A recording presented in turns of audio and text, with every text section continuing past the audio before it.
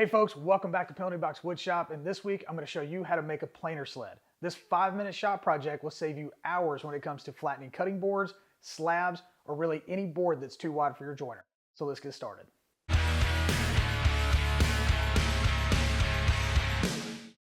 For the material, I'm going to either go with MDF or melamine. It's going to be nice and flat, and it's going to easily run across your planer bed. As far as the dimensions go, they're going to be determined by whatever planer you have. I have a DeWalt 735. It's a 13-inch planer, so I'm going to need to rip this down to just under 13 inches. As far as the length goes, the length just needs to be longer than whatever board you're trying to flatten. So I'm going to use this for some cutting boards and serving boards, so I'm going to cut it off to about 3 feet. So let's get over to the table saw, get this thing cut down to size, and move on to the next step.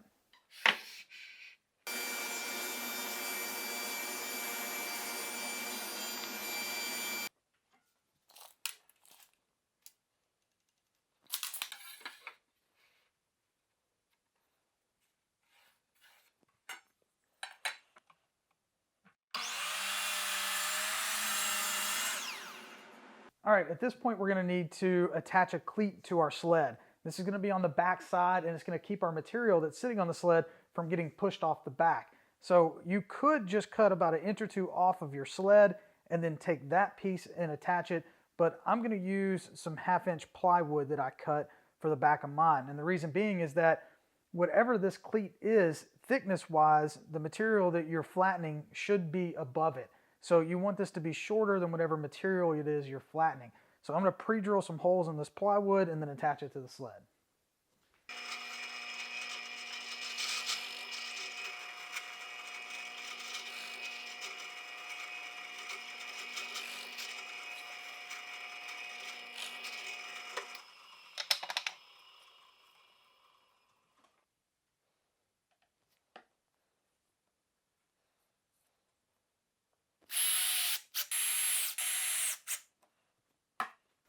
All right, our sled's finished. And yes, it is that simple. So now I have this cutting board that I need to flatten on both sides. It's too wide for my joiner.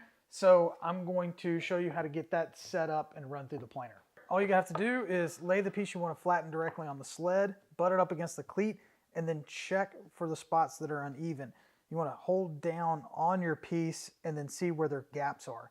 And wherever there's a gap, you want to use some shims. Now you can use store-bought shims, or I just use pieces laying around in my scrap bin, and you can shim all of those spots until there's no more rocking of your piece. You want that perfectly flat and sturdy on your sled. So anywhere that I added a shim and along the board in a couple spots, I'm going to add some hot glue just to secure the board to the sled, make sure it doesn't move around at all. If you don't have one of these little hot glue guns in your shop, I highly recommend it. They come in handy for a lot of stuff.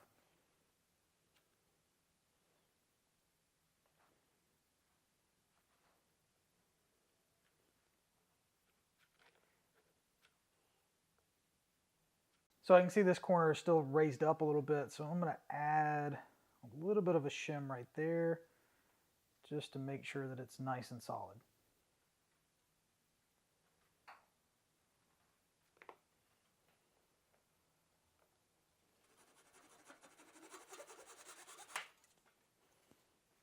All right, now that our board is nice and secure to the sled, it's time to run it through the planer. And the one thing that I do recommend on this is take shallow passes. Just take off a little bit at a time as you come through to make sure that you get all of it nice and flat and it doesn't move the board anywhere on the sled.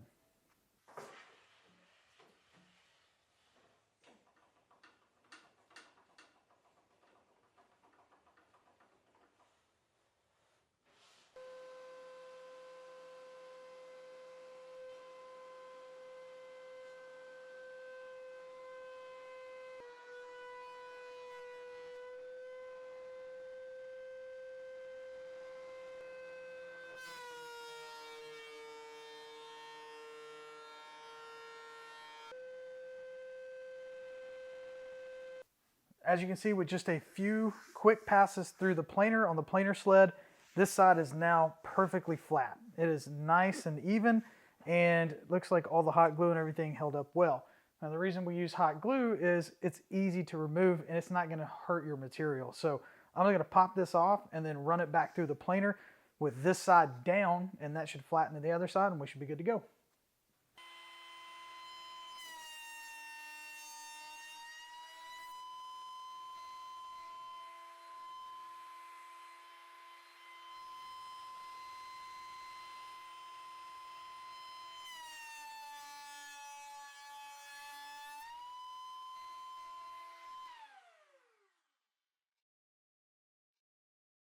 All right, now that our cutting board has been run through the planer on both sides, it's perfectly flat. I can lay it down and there is no give or voids on any of the corners or in the middle. I flip it over, same result, perfectly flat again. As I said in the beginning of the video, you can also use this sled to do things like slabs. Same manner, you just lay them down flat on the board, butt them up against the cleat, and then fill any gaps with wedges and hot glue.